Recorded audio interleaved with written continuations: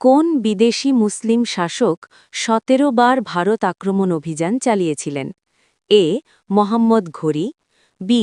Mahmud Ghaznavi, C. Babur, D. Timur Lang.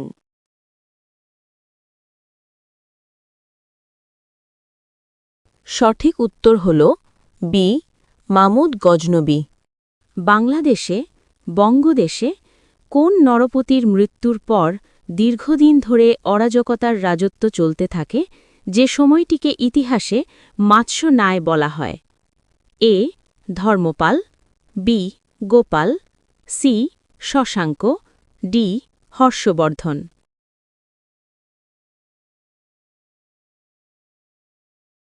সঠিক উত্তর গ. শশাঙ্ক। কার রাজত্বকালে কৈবর্ত বিদ্রোহ সংঘটিত হয়?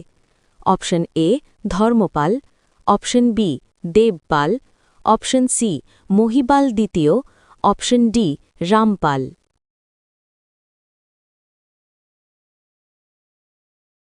সঠিক উত্তর সি. মহিপাল দ্বিতীয়।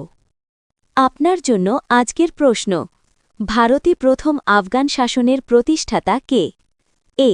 বাবর, বি. শির শাহ সুরি, সি. ইব্রাহিম লোদি, ডি. বালবন। গতকালের উত্তর বি.